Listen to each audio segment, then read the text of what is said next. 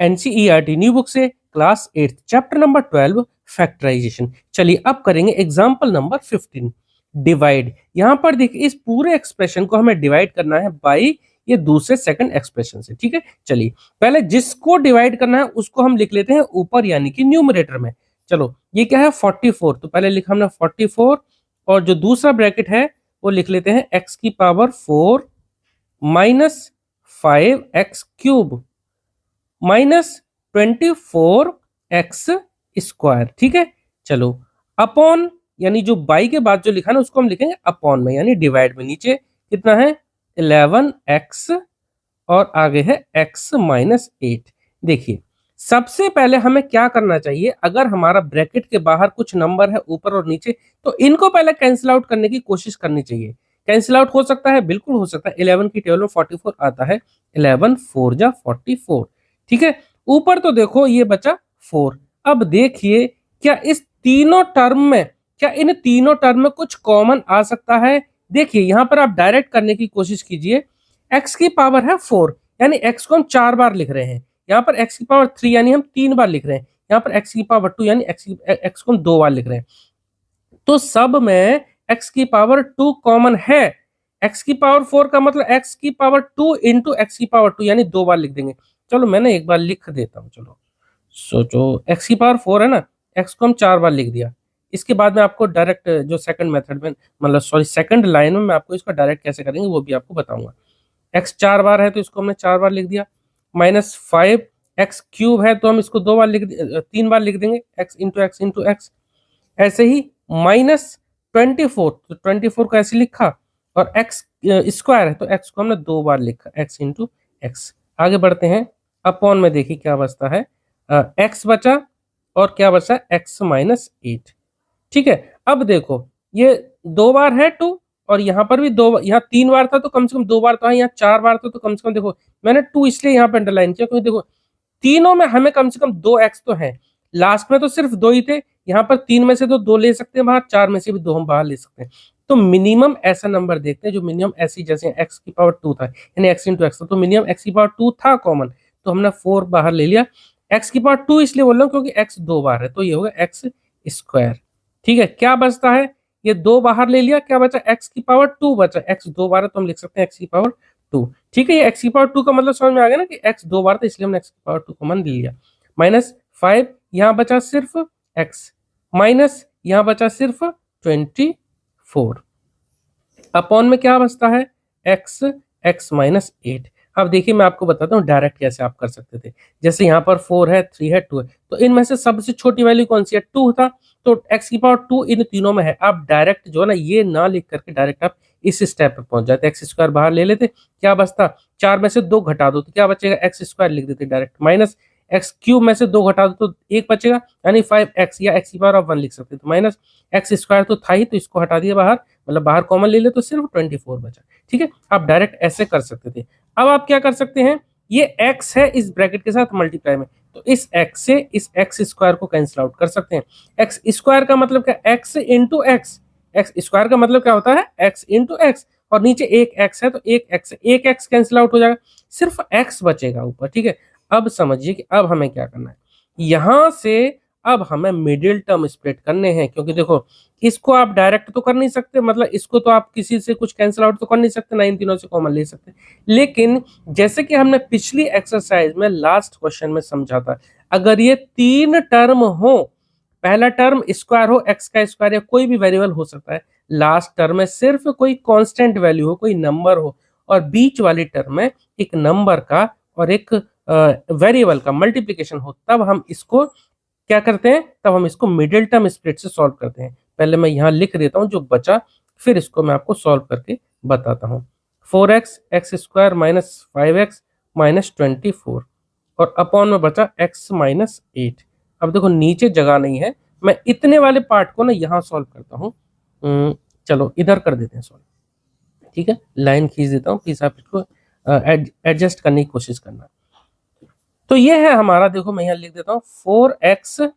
अब देखो यहाँ से सॉल्व कर रहा हूँ मैं, एक बार ना यहाँ एरो लगाता हूँ, आप अपनी कॉपी मत करना ऐसा।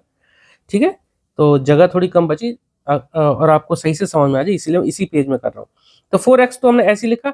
अब देखो यहां पर मिडिल टर्म स्प्लिट में हम क्या करते हैं, मैं आपको समझाता हूं, एक मिनट रुकिए। देखो कि लास्ट टर्म जो है कांस्टेंट वो, और फर्स्ट टर्म का जो वेरिएबल का जो फर्स्ट टर्म यानी जो स्क्वायर वाला जो वेरिएबल है उसका कोई कोफिशिएंट है तो वो और लास्ट टर्म को मल्टीप्लाई करते हैं। जैसे यहाँ क्या 1 है और लास्ट में क्या मल्टीप्लाई में -24, तो 1 को मल्टीप्लाई किया हमने -24 से, मल्टीप्लाई करके क्या आएगा माइनस का 24 आएगा। एक मिनट, ये ना रफ वर्क है, ध्यान रखना, ये रफ वर्क है, आप इसको समझना कि ये रफ वर्क है। तो 1 और -24 को मल्टीप्लाई करेंगे तो कितना आएगा -24 आएगा। अब -24 के ऐसे दो फैक्टर करने हैं कि जिनका मल्टीप्लीकेशन तो आए -24 और उनको जोड़ने पर आना चाहिए -5।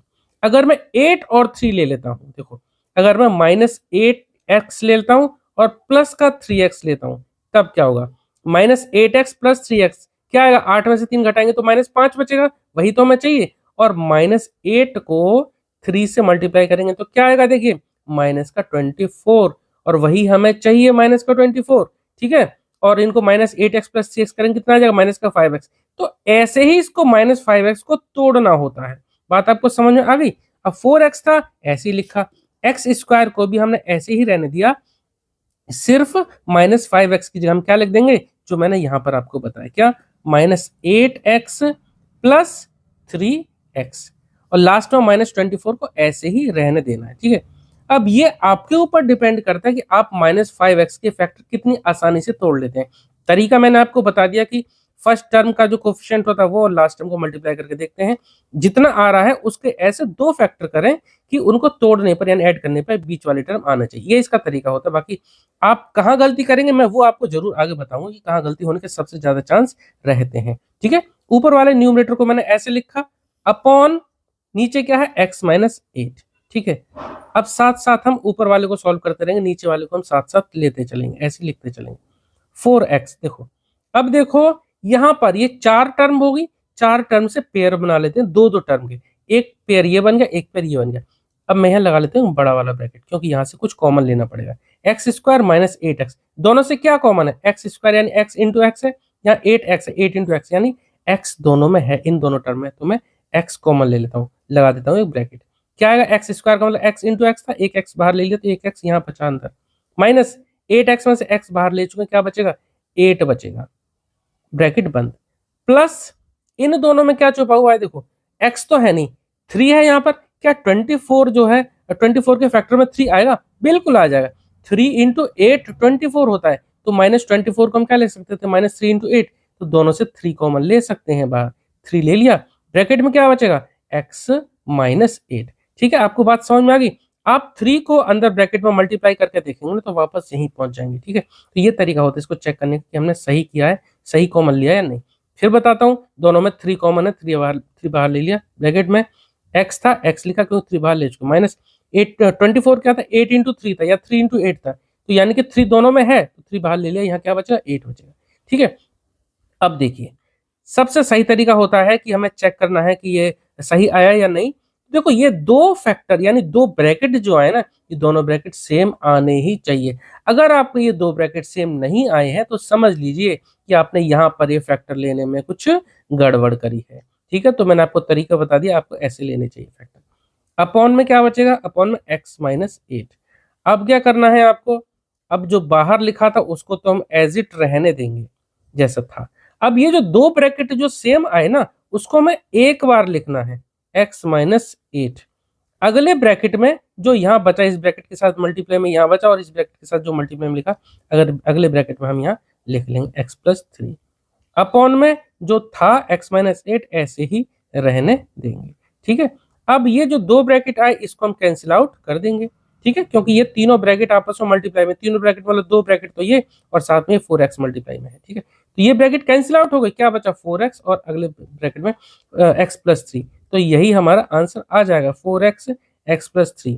देखिए हो सकता है कुछ बच्चे जो नए बच्चे होंगे जो पहली बार कर रहे होंगे मिडिल टर्म स्प्लिट, हो सकता है उनको थोड़ी दिक्कत लगे, आप दोबारा इस क्वेश्चन को करना, ठीक है। इस तरह के क्वेश्चन को जब पहली बार बच्चे जब मिडिल टर्म स्प्लिट करते हैं तो उनको दिक्कत होती है, तो आप 2 बार करिए, 3 बार करिए सेम क्वेश्चन को, फिर आप दूसरे क्वेश्चन ट्राई कीजिए।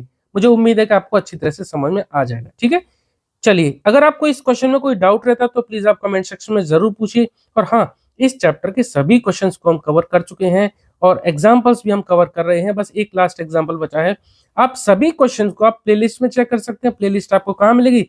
इस चैप्टर का जो मतलब कि जो इस वीडियो का जो डिस्क्रिप्शन बॉक्स है ना, डिस्क्रिप्शन बॉक्स आप चेक करना, वहां पर इस चैप्टर की प्लेलिस्ट आपको मिल जाएगी। वहां लिंक आप क्लिक करेंगे तो आपको हर एक क्वेश्चन आपको उसमें दिख जाएंगे। ठीक है, चलिए मिलते हैं नेक्स्ट वीडियो में। Okay, thank you.